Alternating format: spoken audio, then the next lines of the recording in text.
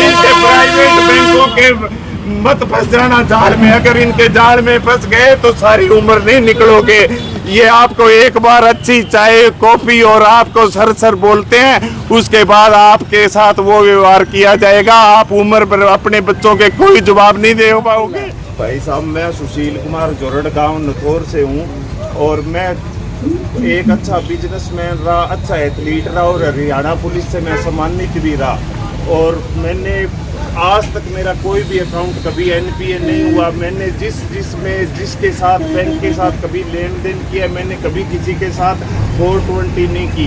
पर जब से मैं इस बैंक के चक्कर में आ गया, उसके बाद मुझे इस स्थिति में आना पड़ा।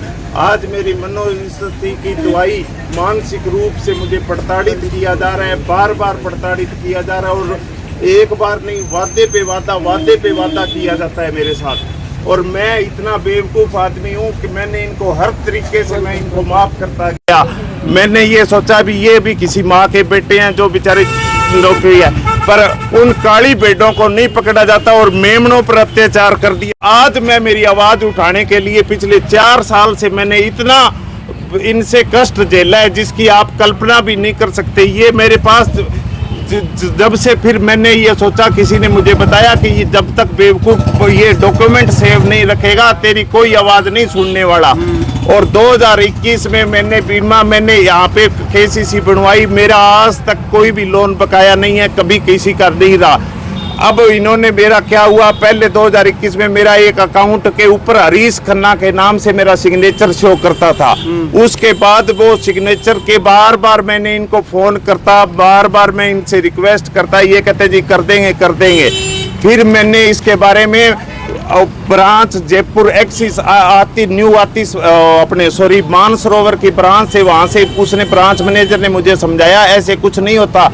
आप अगर फ़ोन करते रहोगे कोई नहीं सुनेगा, आप इनको लीगल ईमेल के द्वारा भेजो, कोई भी है। उन्होंने मेरे इंग्लिश में मेल करके इनको भेजा। मैं भेजने के बाद इन्होंने मेरा वो अपने सिग्नेचर चेंज किए 4 साल तक। और जब भी मैं पेमेंट निकलवाता पहले यहाँ पे एम्प्लॉय से बात करवाता, उस बैंक के किसी एम्प्लॉय की, फिर ये वहाँ पे उसको कहते कोई नहीं दे दे, ये आदमी सही है। और उसके बाद मैं बीमा की अर्जी इनको देता रहा। ये इससे जब मैंने अकाउंट खुलवाया यहाँ पे तो मैंने हर तरह की इनसे पॉलिसी ली। मैंने भले ही मेडिकल क्लेम और टाटा AIG का, भले ही मैंने लाइफ इंश्योरेंस मेरे फादर का, भले मेरे वाइफ का अकाउंट हो, भले मेरे फादर का अकाउंट और मैंने इन पे इतना ट्रस्ट किया, कोई जिसका कोई मुकाबला नहीं है। आप ये कहो कि आज मैं मानसिक रोगी भी बन चुका हूँ। मेरी जयपुर के SMS से दवाइयाँ चल रही है जिसकी मैं अभी आपको सारी कॉपियाँ दे दूँगी। और जो मेरे साथ वारदातें हुई है, इन्होंने जो मेरे साथ वारदात किए उसके बारे में इस बार बात मुद्दे की, इस बार ये मेरे जाल में कैसे फंसे कि इस बार सतर्क होके मैंने हर एक तरीके से डॉक्यूमेंट इनका सेव करना चालू कर दिया। मैंने इनके एम्प्लॉयज़ को फ़ोन किया, उन्होंने कहा सर कोई दिक्कत नहीं है, आपका कट जाएगा। फिर मैंने कहा यार मैं इस बार हर एक काम लीगल करूँगा। मैंने वहाँ से जयपुर मेरे बच्चों के लिए पढ़ाने के लिए रहता हूँ।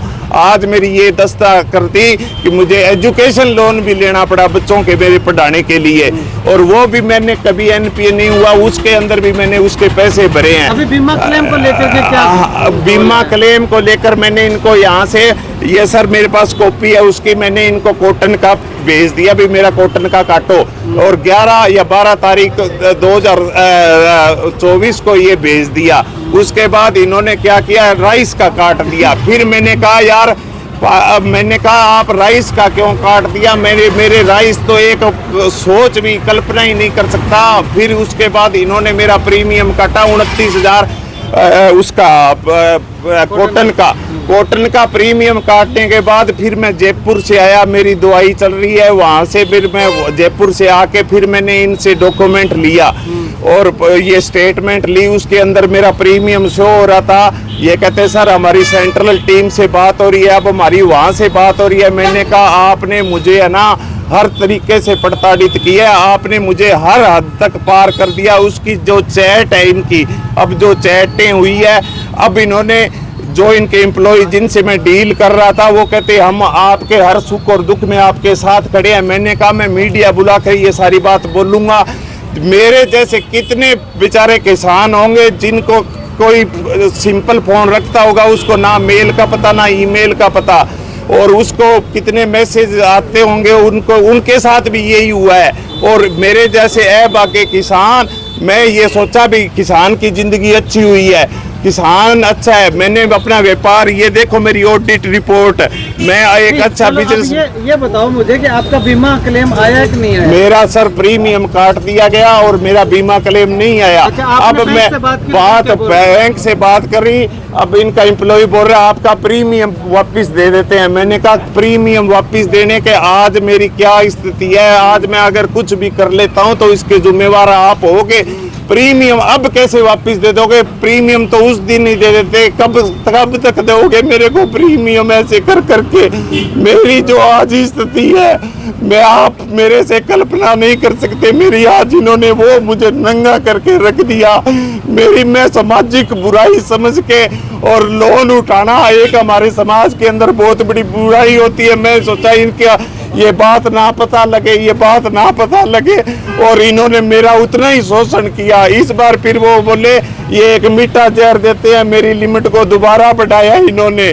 दोबारा जो 12 के जो दिसंबर के अंदर 12 में बढ़ाने पे मेरे से घर से पैसे भी मंगवाए, कहते अकाउंट और खोले। मैंने कहा यार कितने के अकाउंट खोलोगे, बहुत खोल चुके हो अकाउंट। उसके बाद 10,000 कह, फिर मैंने यहाँ के कहा यार कुछ तो बख्श दो, मेरा सारी फसल डूब चुकी है, मेरे पास पल्ले कुछ नहीं है, मैं लोन पे लोन उठा रहा हूँ, आप मेरे पे रहम करो यार। कहते ये ऐसे नहीं चलता, ये तहसीलों में खर्चे पानी लगते हैं, तेरे को ऐसे पता नहीं है। मैंने कहा चलो ठीक है यार, आज मेरा 20 किलो वजन गिर गया जी, मेरा 95 किलो वजन था, आज मैं 75 किलो पे आ चुका हूँ। ठीक है।